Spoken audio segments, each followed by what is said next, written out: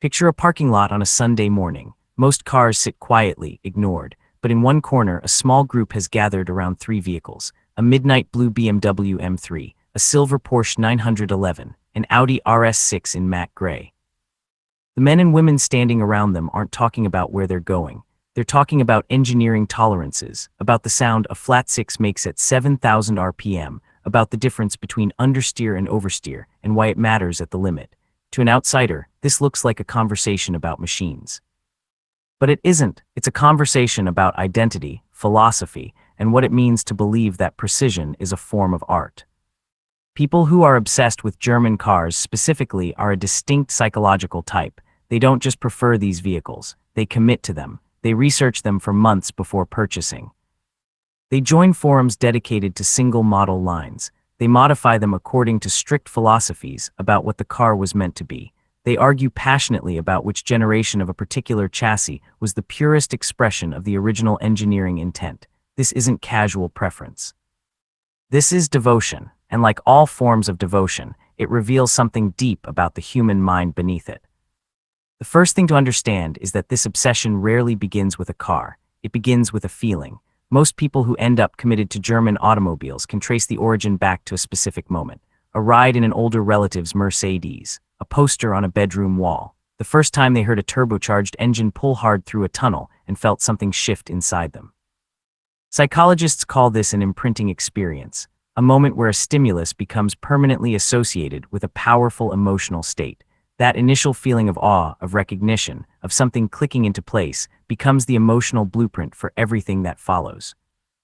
There's a man named Thomas who grew up in a working-class neighborhood in the north of England.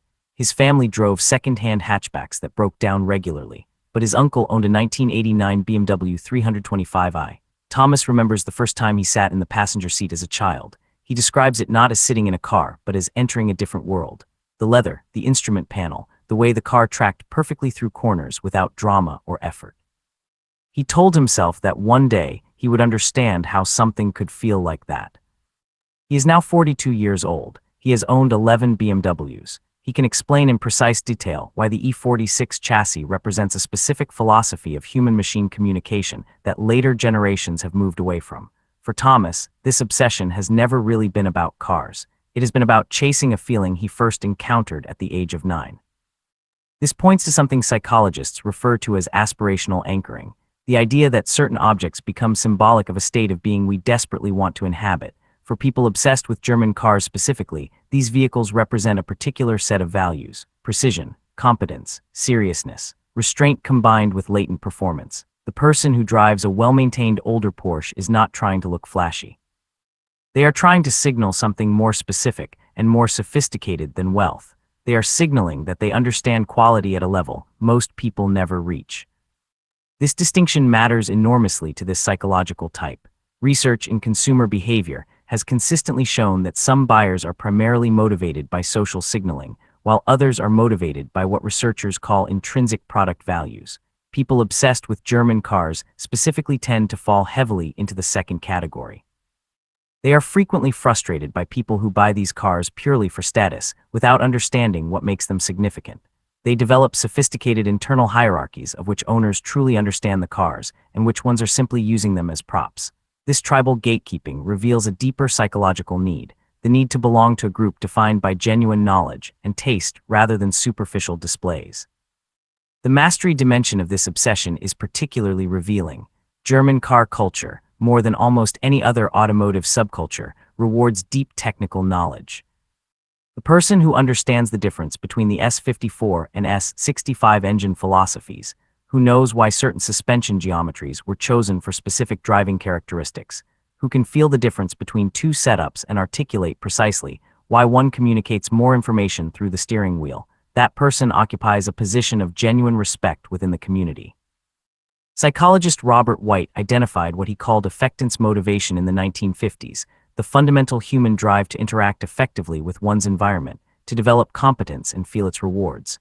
German car obsession provides an unusually rich environment for this drive. The subject matter is deep enough that mastery is never fully achieved, which means the pursuit never fully ends. There's also something culturally specific happening here that is worth examining carefully. Germany as a nation carries a particular set of cultural associations: rigor, thoroughness, a philosophical tradition that takes ideas seriously. Efficiency elevated to an aesthetic principle. For many people obsessed with German cars, part of what they are connecting to is this broader cultural identity. The cars feel like physical expressions of a worldview that values doing things correctly over doing them quickly or cheaply. In a consumer landscape dominated by planned obsolescence and compromised engineering decisions, a car built to a specific standard feels almost like a moral statement. A woman named Kura from Melbourne spent 3 years researching before buying her first Porsche 911. She's an architect by profession.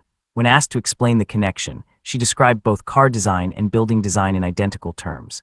The idea that every element serves a purpose, that beauty and function are not opposites but expressions of the same underlying discipline, that the most elegant solution is always the one that wastes nothing. She said that sitting in a well-designed Porsche feels like being inside a building by a great architect. Everything is where it should be, nothing announces itself unnecessarily, the excellence is quiet and total. For Kura, the obsession makes complete psychological sense. She has simply found another domain where her deepest values are expressed in physical form. This raises a crucial psychological point. The strongest and most durable obsessions are those that connect to a person's core identity rather than simply their preferences.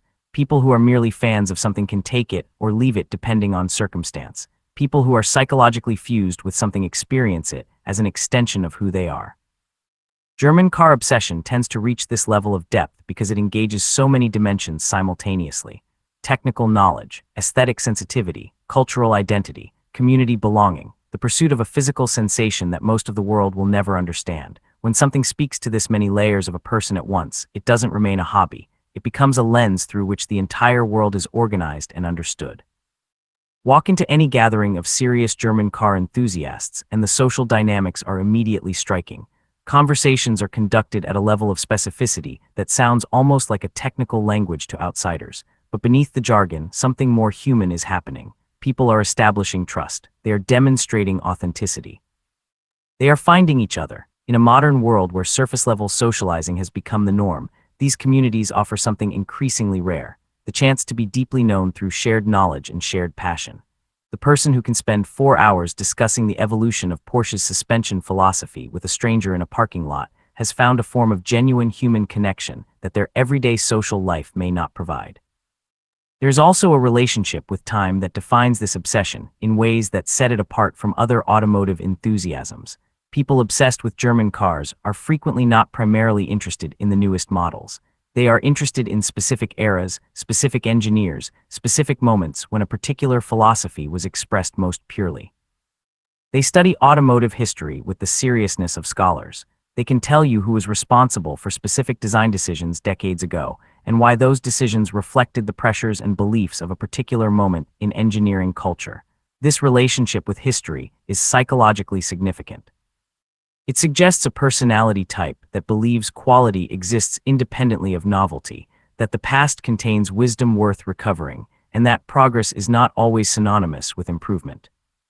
In the end, what this obsession ultimately reveals is a profound human need to find something in the world that meets us at the level of our own seriousness. Most people move through their days interacting with things that feel indifferent to the quality of their attention. A German car built to a genuine standard does not. It responds differently to different levels of engagement. It rewards understanding. It communicates more to those who have taken the time to learn its language. For the people who fall into this particular devotion, that quality is not a luxury. It is a psychological necessity. They are not people who can be satisfied by things that ask nothing of them. They need objects in their lives that take them seriously. And in that need, they reveal something worth understanding about all of us.